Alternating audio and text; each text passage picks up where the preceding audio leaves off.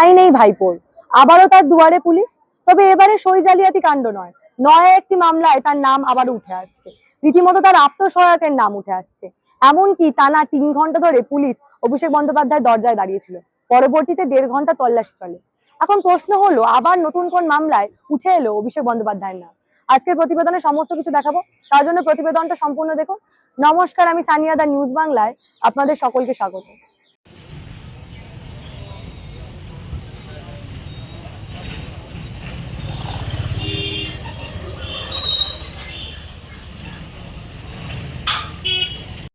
শনিবার ভোরবেলায় অভিষেক বন্দ্যোপাধ্যায়ের বাড়িতে শালবনী থানার পুলিশ। অর্থাৎ বর্তমানে দাঁড়িয়ে অভিষেক বন্দ্যোপাধ্যায়ের কোনো দিক থেকেই রেহাই নেই।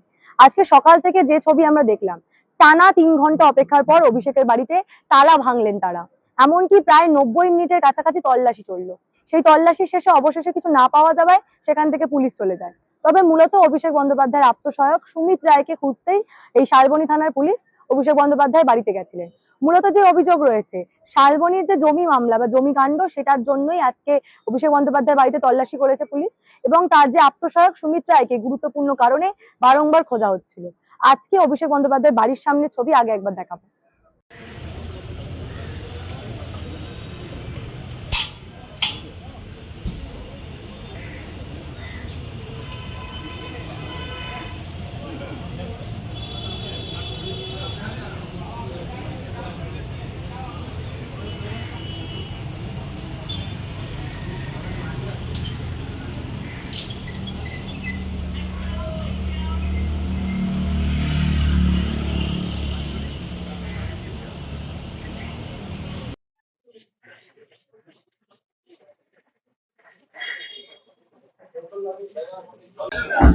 ছবিগুলো আপনারা দেখলেন।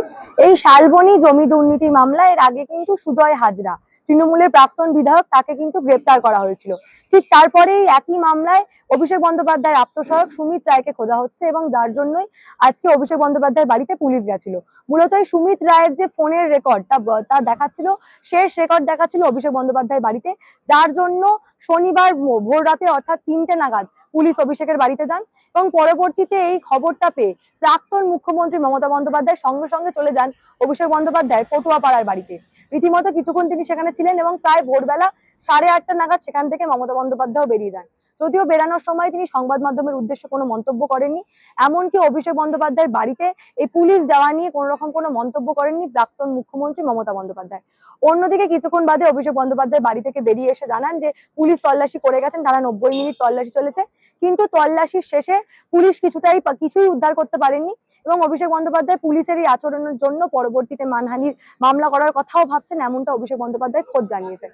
অন্যদিকে যেমন ছবি আমরা আজকে অভিষেক বন্দ্যোপাধ্যায়ের বাড়িতে দেখলাম, তারপর থেকে মনে করা হচ্ছে এই শালবনী জমি দুর্নীতির ক্ষেত্রে অভিষেক বন্দ্যোপাধ্যায়ের নামও কি তাহলে উঠে আসতে চলেছে। আগে অভিষেক বন্দ্যোপাধ্যায়ের বক্তব্য আপনাদের শোনাবো। আপনারা জানেন, গতকাল আমি ভবানী ভবনে সিআইডি অফিসে গেছিলাম। সেখানে আমাকে প্রায় 5.5 ঘন্টা জিজ্ঞাসাবাদ করেছে তদন্তকারী সংস্থার প্রতিনিধিরা, এবং আমি তাদের সাথে সহযোগিতা করেছি। আমার লিগাল রাইট, আমি কোর্টে মুভ করব। কোর্ট আমাকে 6টার মধ্যে গতকাল ভবানী ভবনে সিআইডি, এদিকে সিজিও হেডকোয়ার্টার হোক, ইডির কাছে হোক, আমি গেছি। আমি সব সময় তদন্তে সহযোগিতা করেছি এবং আমার সামর্থ্য অনুযায়ী যতটুকু কেন্দ্রীয় তদন্তকারী সংস্থা বা এই মুহূর্তে দাঁড়িয়ে রাজ্যের গোয়েন্দা সংস্থা সিআইডির সাথে যেটুকু সহযোগিতা করা উচিত আমি নিশ্চিতভাবে করছি। আজকে আমাদের দলনেত্রীর বাড়িতে কিছু বৈঠক ছিলেন পূর্ব নির্ধারিত। সেখানে একাধিক বিধায়ক থেকে সাংসদ ছিলেন, এবং আমাদের মিটিংগুলো চলাকালীন খুব সম্ভবত 4:30 নাগাদ যে সিআইডির একটা টিম এসেছিল আবার কোনো একটা আলাদা মামলায় আমাকে নোটিশ দিত।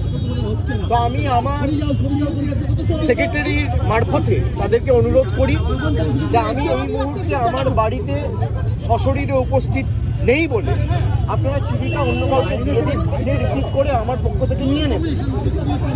এবং আমি অনুরোধ করি যে আপনারা যদি আমাকে দিতে চান তাহলে আপনাদের অপেক্ষা করতে হবে, তার কারণ আমি এই মুহূর্তে আসতে পারবো না, মিটিং থেকে বেরিয়ে।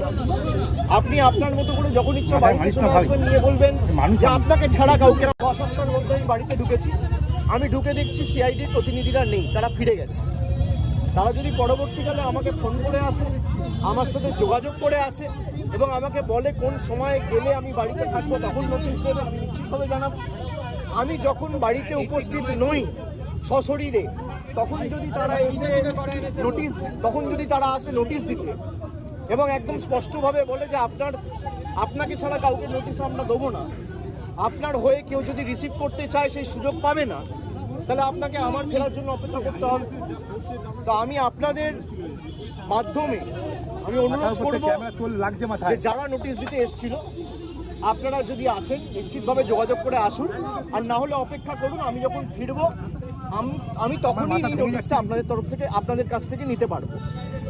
আপনারা যারা আমাকে প্রশ্ন করছেন আপনি তদন্ত এড়িয়ে যাচ্ছেন, আমি কোনো তদন্ত এড়িয়ে যাইনি, আমার দোকানোর কিচ্ছু নেই।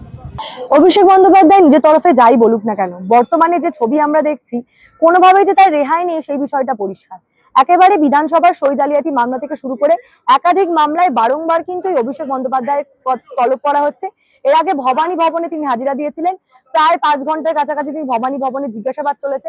অন্যদিকে গতকাল এই পুলিশি তল্লাশি এবং পুলিশের অপেক্ষা করা মিলিয়ে মোট প্রায় 5 ঘন্টার কাছাকাছি পুলিশ অভিষেক বন্দ্যোপাধ্যায় বাড়িতেই ছিল, সেই ঘটনাটা পরিষ্কার। এবং কালকের এবং আজকের ভোরের ঘটনার পর থেকে একটা বিষয় পরিষ্কার, অভিষেক বন্দ্যোপাধ্যায় কিন্তু কোনোভাবেই রেহাই পাচ্ছে না।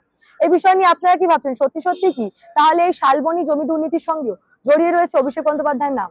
এই বিষয় নিয়ে আপনাদের মূল্যবান এবং গুরুত্বপূর্ণ মতামত অবশ্যই আমাকে জানাবেন দ্য নিউজ বাংলার কমেন্ট সেকশন এবং দেখে থাকুন দ্য নিউজ বাংলা।